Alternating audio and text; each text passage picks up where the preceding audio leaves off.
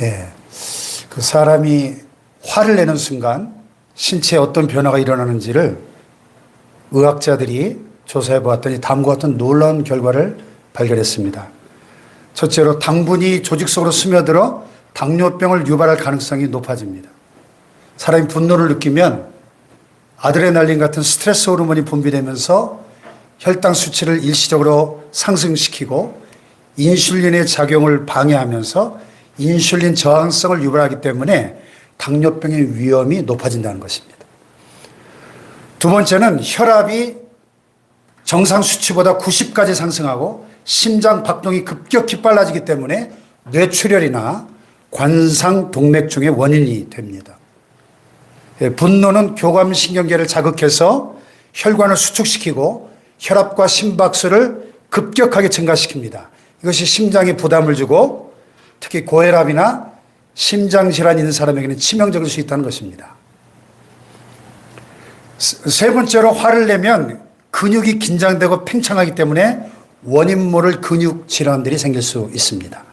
목이나 어깨나 허리 등의 통증과 경직, 경련 현상이 생기기도 합니다. 네 번째로 화를 내면서 얼굴을 찡그리면 위장이 위축되기 때문에 소화기관이 산성화되고 위장의 발작 증세 내지는 만성 위장 질환을 가져올 수 있다고 합니다. 분노하면 이 부교감 신경계가 억제되고 또 교감 신경계 항진을 불러와서 소화 기능을 억제한다는 겁니다. 빨리 죽고 싶으면 날마다 화내면서 하십시오, 여러분. 그런데 최근에 의학자들이 사람의 이 뇌를 연구하는 과정에서 놀라운 현상을 발견했는데요. 우리의 뇌 속에도 모르핀이 나온다는 거예요. 사람이 기분이 좋아질 때 분명히 마약과 거의 똑같은 분자 구조로 이루어진 호르몬이 분비되는데 기분이 좋아지면 이 뇌 속에서 분비되는 이 모르핀 마약은 아무리 많이 나와도 경찰에 붙잡히지도 않는다고 합니다. 밖에서 강제로 주입한 모르핀은 우리 몸을 해치지만 우리 몸에서 자생적으로 발생한 모르핀은 암세포를 잡아먹고 각종 염증을 치료하고 우리 몸 안에 있는 모든 근육과 혈관과 신경조직과 피를 맑게 만들고 부드럽게 만들어준다는 거예요. 예. 그래서 건강이 증진된다는 거죠.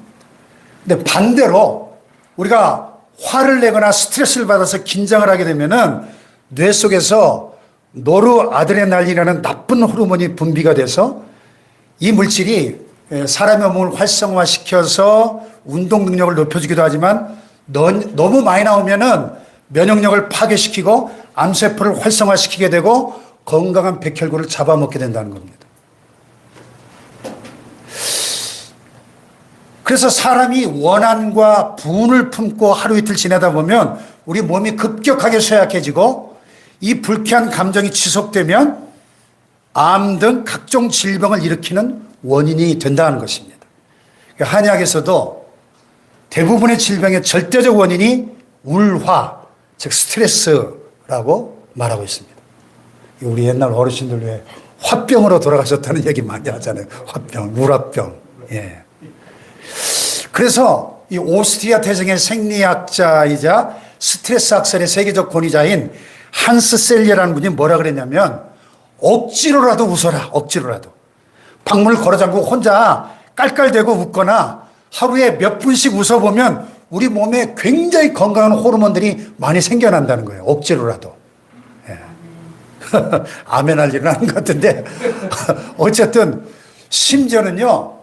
이 영화 촬영을 하든지 연극을 할 때 연기로 화를 내는 배우들 있잖아요. 막 화내야 되는 그 배우들 몸을 조사해 보니까 그 몸속에 잘못된 호르몬들이 많이 생성되어 있다는 거예요. 여러분 그러니까 연기로라도 화를 내지 마십시오. 예.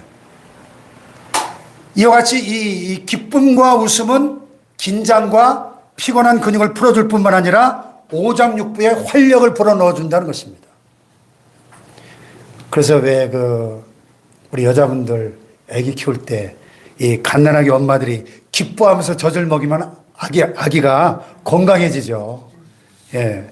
왜냐하면 아기가 젖을 먹는데 엄마의 마음이 기쁘면 이 엄마의 몸에서 좋은 영양소가 많이 나와서 병균을 이기는 저항력이 높아진다는 거예요. 근데 엄마가 막 화를 낸단 말이에요. 기분이 나쁜 상태에서 젖을 먹이면 어떻게 돼요? 아기가 설사하죠. 몸이 허약해져요, 아기가. 이것은 정신세계도 마찬가지입니다. 마음에 기쁨이 있으면 어떤 어려움이 생겨도 잘 참고 극복할 수 있는 힘이 생겨납니다. 그러나 마음의 기쁨을 잃어버리면 정신적으로도 매우 쇠약해지고 조그만 어려움이 있어도 짜증을 내고 인내심이 없어지고 쉽게 낙심하는가 하면 노이로제에 걸리기도 합니다. 반면에 마음속에 기쁨이 넘치면 무슨 일을 해도 잘 되고 일이 쉽습니다. 그 야곱이 라헬을 너무 사랑하니까 7년을 모습 살면서 며칠같이 여겼다는 말씀이 성경에 나오잖아요. 14년을 모습을 살았잖아요. 라헬을 얻기 위해서. 학생이 기쁜 마음으로 공부하면 공부가 잘 되고 막 성적이 올라갑니다. 가정주부가 기쁜 마음으로 밥을 하면 밥도 맛있게 잘 되지만은 부부싸움을 하고 나서 막 화를 내고 밥을 하면 3층 밥을 만들죠. 죽밥, 된밥, 탄밥. 농부가 기쁜 마음으로 씨앗을 뿌리면 곡식도 잘 자랍니다. 그런데 짜증스럽게 씨를 뿌리면 싹도 고르게 나지 않고 열매가 알차지를 못한다고 그래요. 그러므로 기쁨은 우리 인생의 바퀴를 보존하는 기름과 같은 것입니다. 기름.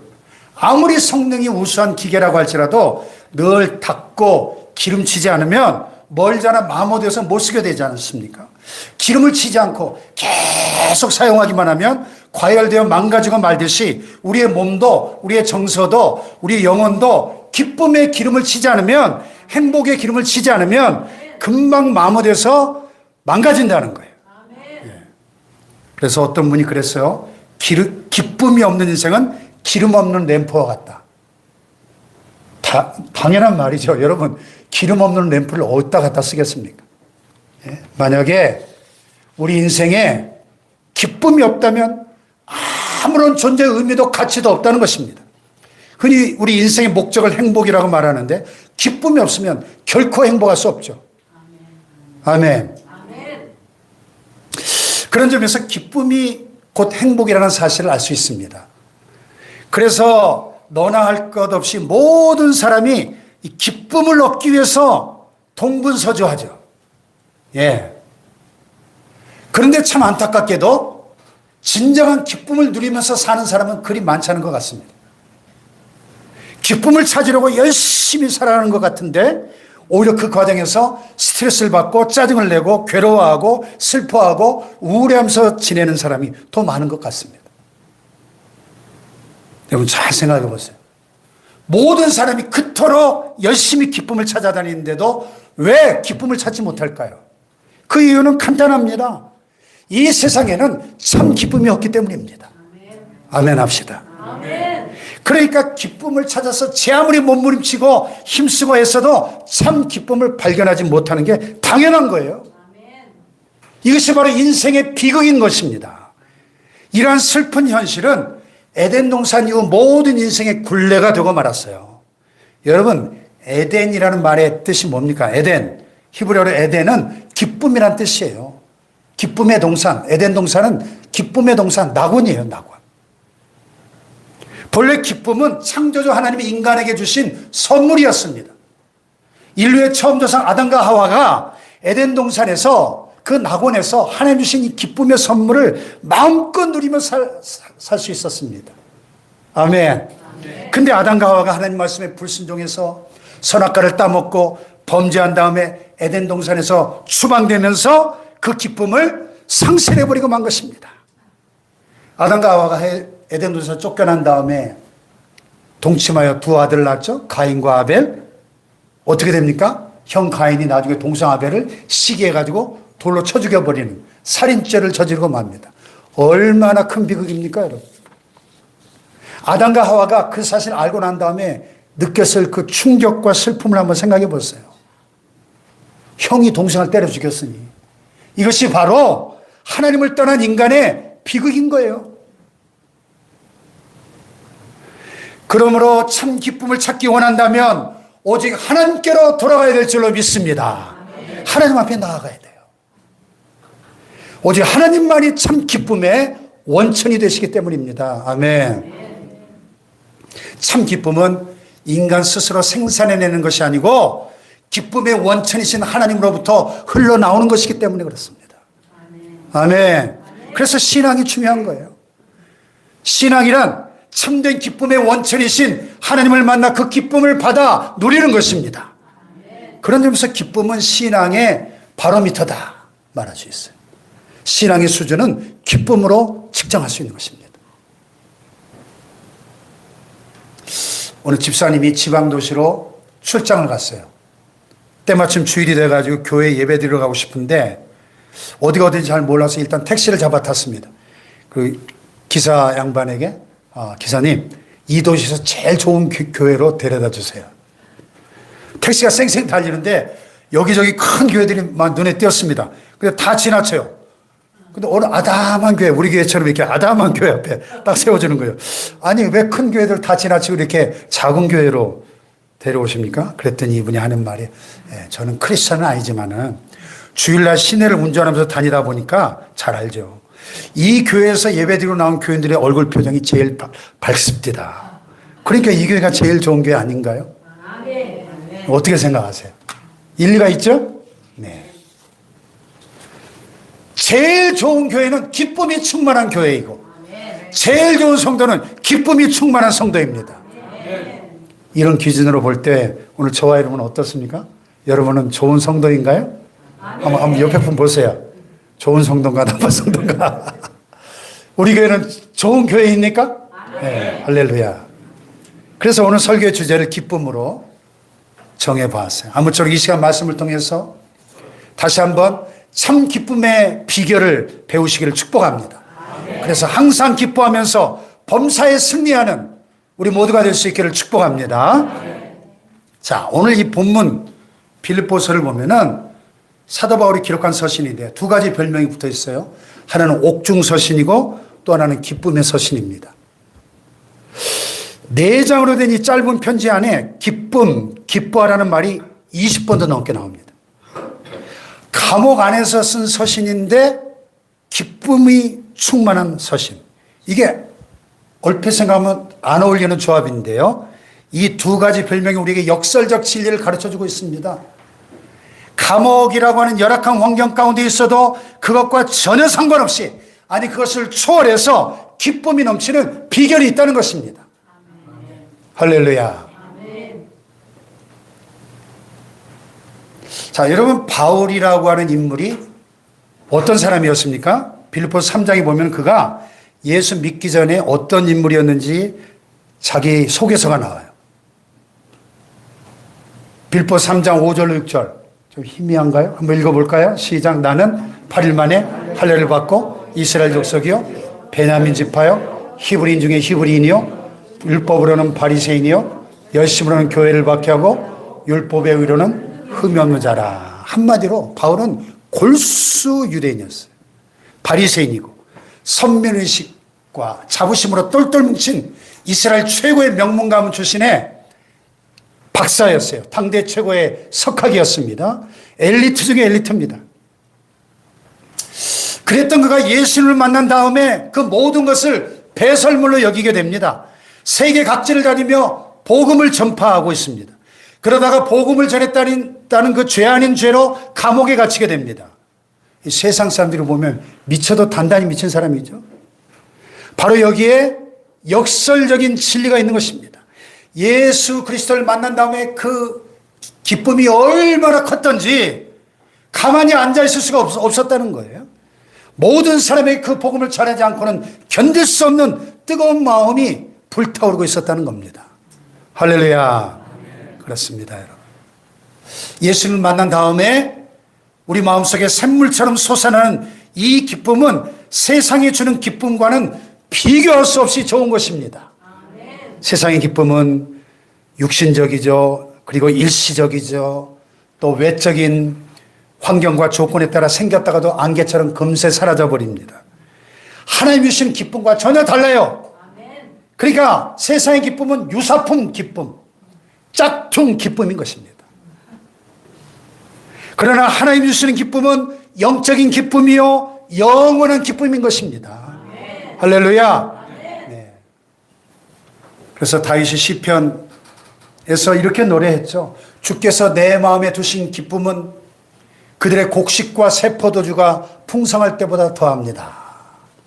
농경시대를 배경으로 하니까 곡식과 새 포도주가 풍성할 때 이렇게 표현했는데, 요즘식으로 말하자면 사업에 대박이 났을 때, 장사가 너무너무 잘 될 때, 보유한 주식이 폭등했을 때, 뭐 이런 식으로 표현했겠죠. 뭐 로또에 당첨됐을 때, 뭐 이렇게. 하지만 그런 기쁨은 어디까지나 육신적이고 일시적입니다. 반면에 주님이 주시는 기쁨은 내 마음속 깊은 곳에서 끊임없이 샘솟듯이 솟아나오는 영적인 기쁨인 것입니다. 할렐루야. 이런 기쁨을 가르쳐 바울이 본문에서 뭐라고 표현합니까? 4절에 보면 주 안에서, 다 같이 주 안에서, 주 안에서 얻는 기쁨, 헬라어로 엔큐리오라는 단어인데, 엔큐리오, in the Lord, 주 안에서 얻는 기쁨.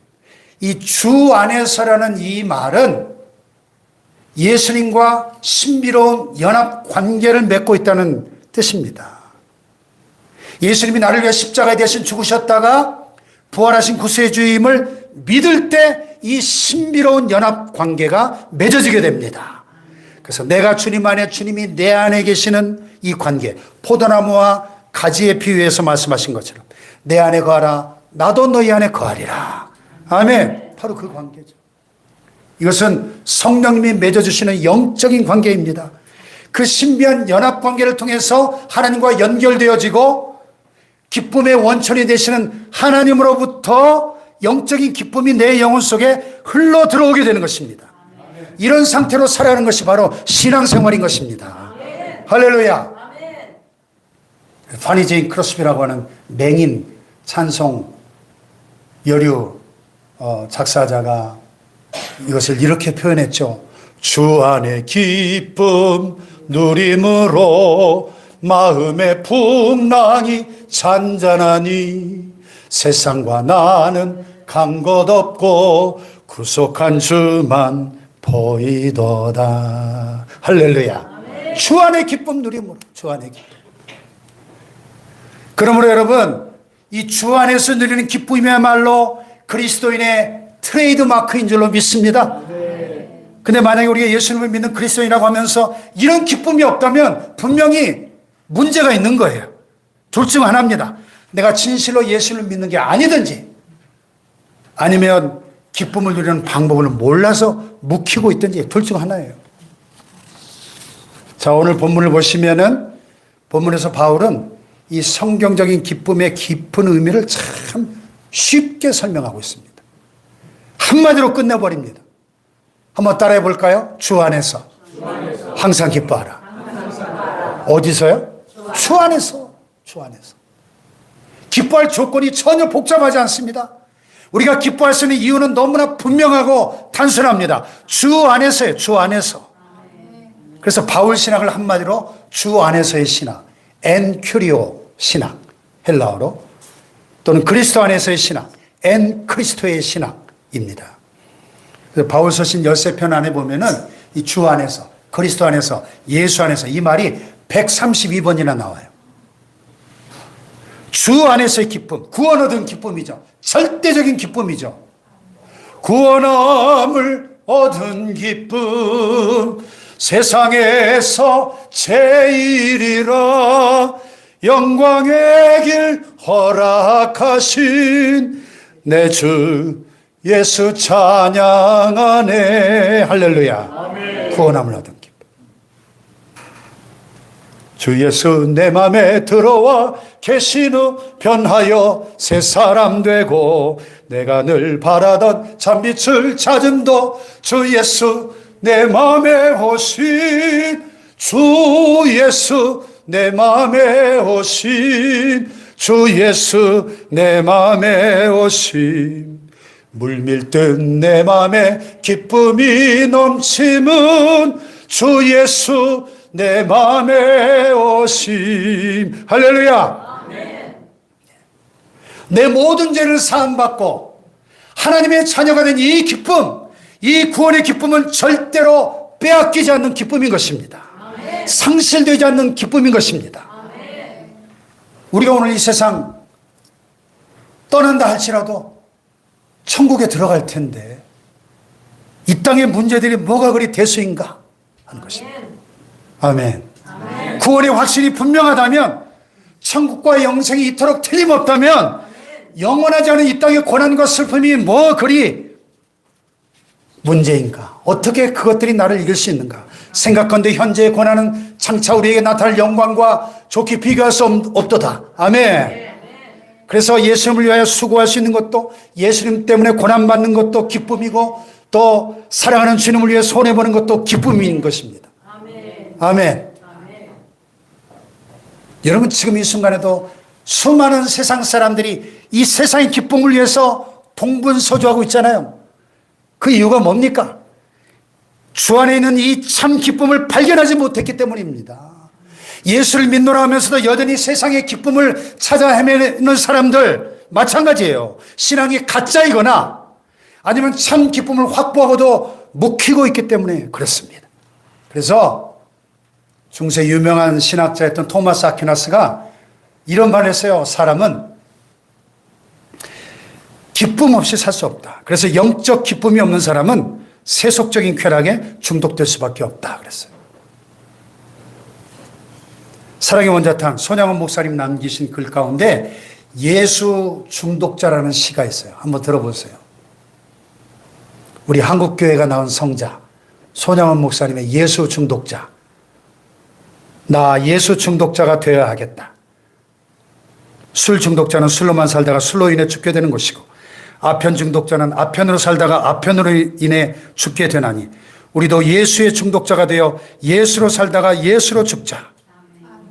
우리의 모든 생활과 생명을 주님 위해 살면 주님같이 부활된다. 주님의 종이니 주님만 위해 일하는 자 되고 나의 일 되지 않게 하자. 할렐루야. 현대를 가리켜 중독의 시대라고 말하죠. 알코올 중독, 게임 중독, 도박 중독, 성 중독, 심지어 일 중독, 별의별 중독들이 얼마나 많은지. 제가 요새 탁구 레슨을 6개월째 받고 있는데요. 지방의 대표 선수라 열심히 탁구를, 또 좋은 운동이잖아요. 그래도 76세 되신 어떤 대령 출신의 한 분을 만나서 제가 좀 탁구를 좀 가르쳐 드렸는데, 끝나고 얘기하다 보니 이분이 대단한 분이더라고요. 파크 골프, 요새 6070 세대들이 파크 골프 많이 치죠. 파크 골프 세계 기록을 보유하고 있대, 자기가. 그러면서 막 보여주더라고요. 증 받은 거를. 지난 3년 동안 홀인원을 190번을 했대요, 자기가. 와. 근데 탁구는 초보야. 그래서 저한테 배웠는데. 야, 참. 그래서 일주일에 몇 번이나 나가시니까 매일 나가죠. 그러니까 완전 탁구 골프 중독이시더라고요, 보니까. 예. 예수님을 만나지 못하면 그런 거에라도 중독되어 살아야죠. 어떤 분들은 그리스도인들에게 야야, 제발 좀 적당히 믿어라. 세상 이것도 안 되고 저것도 안 하고 무슨 재미로 사냐? 여러분 무슨 재미로 사십니까? 예수 믿는 재미로 살죠. 예수 믿는 신앙 자체가 기쁨입니다. 사도 바울이야말로 예수 중독자였죠. 그는 복음을 전하다가 감옥에 갇혔지만 그래도 기뻐했습니다. 오히려 감옥 바깥에 있는 성도들을 격려하고 권면했죠. 주 안에서 항상 기뻐하라. 내가 다시 말하노니 기뻐하라. 아멘. 어떻게 그게 가능했죠? 참 기쁨을 누리는 비결을 터득했기 때문입니다. 자, 11절로 13절을 보세요. 시작. 내가 궁핍함으로 말하는 것이 아니라 어떠한 형편에든지 나는 자족하기를 배웠노니 나는 비천에 처할 줄도 알고 풍부에 처할 줄도 알아. 모든 일 곧 배부름과 배고픔과 풍부와 궁핍에도 처할 줄 아는 일체의 비결을 배웠노라. 내게 능력 주신 자 안에서 내가 모든 것을 할 수 있느니라. 아멘. 어떠한 형편에든지 whatever the circumstances, 이 말은 모든 상황, 모든 경우에 기뻐하는 것을 말합니다. 아니, 사람이 어떻게 모든 상황에 기뻐할 수 있습니까? 모든 경우에 어떻게 기뻐할 수 있나요? 그 비결이 뭐예요?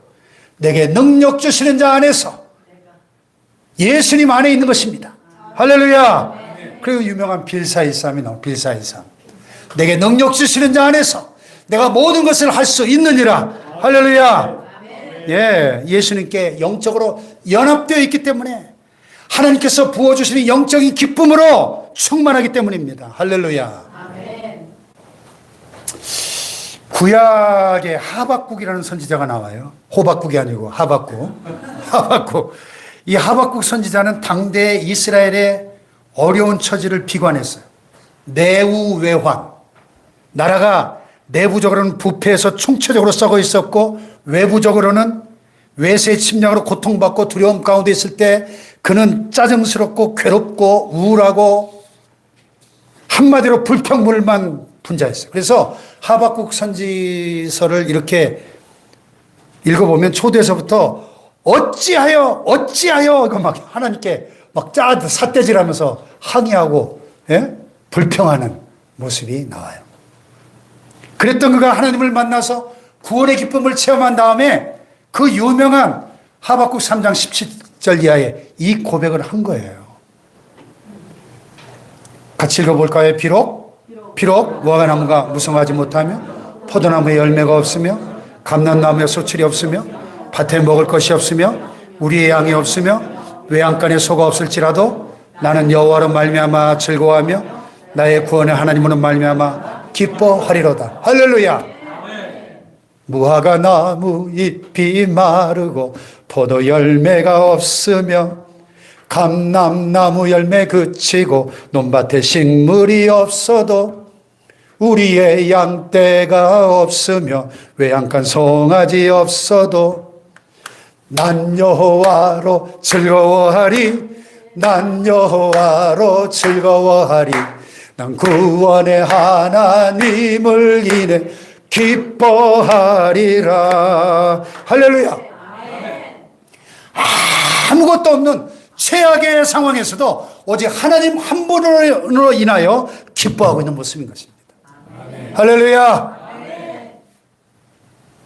이렇게 주 안에서 영적인 기쁨을 얻게 되면 하나님의 뜻과 딱 일치된 마음으로 살아가게 돼요. 그래서 당연히 범사에 형통하게 됩니다. 시편 37편 4절에 다윗이 이렇게 노래합니다. 또 여호와를 기뻐하라. 그가 내 마음의 소원을 내게 이루어 주시리로다. 하나님을 기뻐하면 마음의 소원 품은 대로 일이 척척 된다는 겁니다. 그도 그럴 것이 하나님의 뜻과 딱 일치가 되니까 일이 안 될 수가 없죠. 우리가 너무나 잘 아는 요한 3서 2절에 뭐라 그랬어요? 사랑하는 자요, 내 영혼이 잘됨 같이 내가 범사에 어떻게 되고? 잘되고 강건하기를 내가 간구하노라. 아멘. 영혼이 잘되는 게 뭐예요? 영혼이 잘되는 게 하나님의 뜻과 딱 일치가 되면서 영적 기쁨으로 충만해지니까 범사에 잘되더라는 거예요. 형통하더라는 겁니다. 육신도 강건해지더라는 겁니다. 할렐루야. 그 미국 대학의 한 연구소에서 연구 결과를 보면은 졸업 앨범 사진 중에 가장 환하게 활짝 웃고 있는 여성이 이후 30년 동안 다른 사람보다 행복하게 살고 행복한 결혼을 했으며 개인적으로 실패나 좌절이 적었다. 이렇게 보고하고 있습니다. 잠언 17장 22절에 이런 말씀이 나오죠. 마음의 즐거움은 양약이라도 심령의 근심은 뼈를 마르게 하느니라. 마음속의 기쁨이 최고의 보약입니다. 그래서 웃음을 가리켜 돈 안 드는 보약이라고 말합니다. 우리가 상식적으로 잘 알고 있는 대로 기뻐하고 웃으면 우리 몸속에서 암세포를 녹이는 엔돌핀이 분비가 촉진되면서 건강을 증진시키고 면역력을 강화시켜줍니다. 의학자들은 연구를 통해서 알지만 우리는 성경 말씀을 통해 압니다. 마음의 즐거움이 양약이라는 것은. 아멘. 그런데 문제는 뭡니까? 알면서도 실제로 참 기쁨을 얻지 못한다는 거예요. 예수님을 만나지 못하면 절대로 참 기쁨을 얻지 못합니다. 예수 믿노라 하는 분들 중에도 기쁨을 묵혀두고 또 때로는 한때 누렸던 기쁨을 빼앗기는 경우가 얼마나 많습니까? 악한 원수 마귀는 우리가 하나님 주신 이 기쁨을 누리는 것을 너무너무 싫어합니다. 그래서 어찌하든지 우리 마음속에 있는 이 기쁨을 빼앗아가기 위해서 우리의 마음을 흔들고 회방하려고 하는 것이죠. 그러므로 여러분 기쁨을 유지하는 방법을 배워야 됩니다. 본문에 바울이 두 가지 비결을 가르쳐 주는데요. 바울은 주 안에서 항상 기뻐하라 말씀한 다음에 그렇게 되기 위해서는 첫째로 관용의 마음을 가져야 되고 두 번째는 감사의 기도를 드려야 한다. 이렇게 말씀합니다. 우리가 살다 보면 인간관계 상처받고 낙심하는 경우가 많이 생기죠. 그래서 갈등과 불화와 미움과 증오가 막 생겨날 수 있습니다. 그러면 기쁨이 상실되죠. 바울이 이를 방지하기 위해서 5절에 뭐라 그랬습니까? 다 같이 시작. 너희 관용을 모든 사람에게 알게 하라. 주께서 가까우십니다. 관용이 뭐예요? 관용. 한마디로 넓은 마음이죠. 포용하는 마음. 주께서 가깝다는 말은 뭘까요? 주께서 가깝다. 주님의 재림이 가깝다. 세상 종말이 가깝다. 그런 말이죠. 지금 종말의 시간표라고 하는 중동의 정세가 심상치 않죠? 이스라엘이 이란을 그냥 200대 전투기로 100곳을 핵시설을 폭격하고 핵과학자들과 총사령관을 6명을 죽였죠? 그리고 지금 이란이 보복 공격을 하면서 지금 전면전으로 치닫고 있죠? 오늘 아침 뉴스 보니까 이란의 에너지 시설들을 또 전부 폭격으로 지금 초토화시키고 있더라고요. 지금 이 때가 심상치가 않습니다. 주님 오시는 발자국 소리가 막 들려오는 것 같습니다. 아멘. 그런데 여러분, 세상의 종말도 문제지만은 개인의 종말도 죽음도 점점 가까워지고 있지 않나요? 살아갈 날이 길지 않다는 말입니다. 제가 신학대학원 88학번인데요. 우리 동기 목사님들 그동안은 그냥 자녀들 결혼 청첩장이 수없이 날라왔어요. 지난 10년 동안. 이제는 슬슬 이제 부고장이 날라올 때가 된 것 같아요. 우리 동기 중에 제일 연장자이신 부산의 어떤 목사님이 말기암 진단을 받고 전신에 암이 퍼져가지고 현대의학 포기하고 지금 저 보령에 있는 무슨 대체의학 하는 데서 지금 그렇게 하고 계신데 머지않아 부고장이 날라오지 않을까. 이제 우리 동기들 하나하나 은퇴하면서 장례식을 가야 될 일이 자꾸 생길 것 같아요. 머지않아 주님을 만나게 될 텐데 주님이 다 아시고 판단하실 텐데 마음을 그렇게 밴데기 속같이 좀 갖지 말고 넓은 마음을 가지라는 넓은 마음을. 아멘. 자, 옆에 분을 바라보시죠. 넓은 마음을 가지세요. 넓은 마음, 넓은 마음, 넓은 마음. 그래야 주님이 주시는 기쁨을 잃지 않을 수 있다. 중세의 성자 성 프란시스가 어느 날 마음이 굉장히 심란하고 막 요동치는 상태였어요. 제자들과 함께 마을을 지나는데 어떤 여인이 머리에 물통을 쥐고 물을 쥐고 갑니다. 근데 가만히 보니까 물이 하나도 안 넘치는 거예요. 그래서 야, 신기해가지고 비결을 물었더니 물 위에다가 막대기를 얹어 놓으면 출렁이지 않습니다. 그 말 듣고 깨달음을 얻었대. 야, 출렁이는 마음에 십자가를 얹어 놓으면 되겠구나. 십자가가 뭐예요? 용서와 관용이잖아요. 아버지, 저들의 죄를 사하여 주옵소서. 자기들이 하는 것을 알지 못합니다. 여러분, 원수까지, 나를 죽이는 원수까지 용서하는 마음을 가질 수 있다면 여러분, 그 넓은 마음이잖아요. 예수님의 마음. 십자가의 정신. 할렐루야. 또 우리 마음속에 염려가 생기면 기쁨을 빼앗기가 쉽습니다. 염려를 없애는 특효약이 있는데 감사의 기도예요. 감사의 기도. 예. 자, 본문 6절에 보면은 아무것도 염려하지 말고 다만 모든 일에 기도와 간구로 너희 구할 것을 어떻게 함으로? 감사함으로 하나님께 아뢰라. 감사함으로 아뢰라는 말이 무슨 뜻입니까? 감사함으로 하나님께 아뢰라. 기도하면 하나님이 반드시 좋은 것을 응답해 주실 것을 믿고 감사하면서 기도하라는 말씀입니다. 아멘. 다시 말해서 믿음으로 맡기고 기도하라는, 맡기고. 베드로전서 5장 7절에 너희 염려를 다 주께 맡겨버리라. 이는 그가 너희를 돌보십니다. 맡긴다는 말이 영어성에 보면 cast all your anxiety on him. 모든 염려를 하나님께 던져버려라. 그런 뜻이에요. 여러분 이 시간 여러분의 모든 염려를 주님께 던져버리시길 축복합니다. 던져버려. 그러면 어떻게 돼요? 그러면 모든 염려를 던져버리면 어떻게 돼요? 모든 지각에 뛰어난 하나님의 평강이 그리스도 예수 안에서 너희 마음과 생각을 지키시리라. 아멘. 감사함으로 기도하고 하나님께 믿음으로 맡기면서 염려를 던져버리고 기도할 때 하나님 우리의 마음을 지켜주시고 하나님의 평강으로 가득 채워주신다는 약속입니다. 할렐루야. 평강이 기쁨이잖아요. 모든 지각에 뛰어난 평강. 우리 인간의 상상을 초월하는 평강이라는 뜻이죠. 바울을 보세요. 지금 이 감옥 안에 계신 분이 뭐가 저렇게 표정이 좋을까요? 예? 오히려 감옥 바깥에 있는 사람 향해서 기뻐해라, 기뻐해라. 예? 이게 바로 모든 지각에 뛰어난 하나님의 평강이죠. 할렐루야. 오늘 선교사님 간증인데요. 이분이 대학 시절에 예수님을 안 믿던 시절에 너무 공부에 지쳐가지고 오늘 학교 구내식당에 밥 먹으러 갔는데 한쪽 구석에 평소에 존경하던 크리스찬 교수님이 식사 기도를 다 하고 있는데 평소에도 이분이 온유하고 기쁨이 넘치는 그런 표정인데 그날 기도하는 모습 보니까 너무 평화롭고 아름다워 보였어요. 그래서 큰 감동을 받고 야, 나도 예수를 믿으면 저렇게 될 수 있을까? 그런 마음으로 대학생 선교단체를 찾아가서 예수님을 영접했다는 거예요. 그리고 그 기쁨을 많은 사람들이 전하기 위해서 선교사가 됐다는 간증입니다. 여러분, 오늘 저와 여러분의 마음속에 하나님 주시는 이 절대적인 평강과 기쁨이 넘친다면은 우리가 식사 기도하는 모습만으로도 전도가 되더라는 거예요. 선교사가 나온다는 거예요. 식사 기도하는 모습만 보고. 할렐루야. 예. 일본의 깜빡이 시인 미즈노 겐조라는 분의 이야기예요. 이분이 11살에 이지를 앓다가 고열로 전신마비가 됐어요. 말도 못하고 귀로 듣고 눈만 깜빡일 수 있었어요. 죽고 싶어도 죽을 수가 없습니다. 하루하루 사는 게 지옥이고 고통입니다.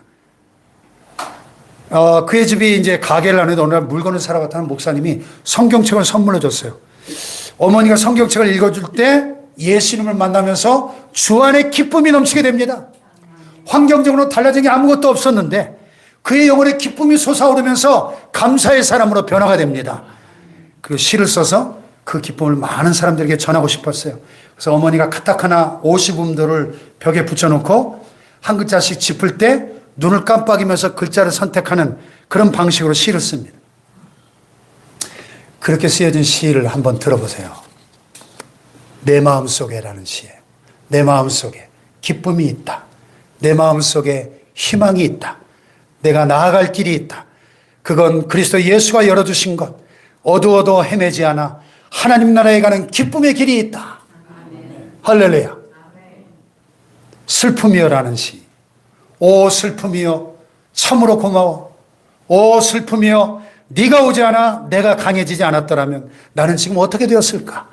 슬픔이여 슬픔이여 네가 이 세상에서는 둘도 없는 큰 기쁨 변하지 않는 평안을 주님 곁에 나를 인도하였구나.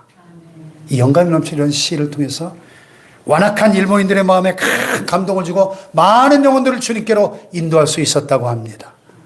할렐루야.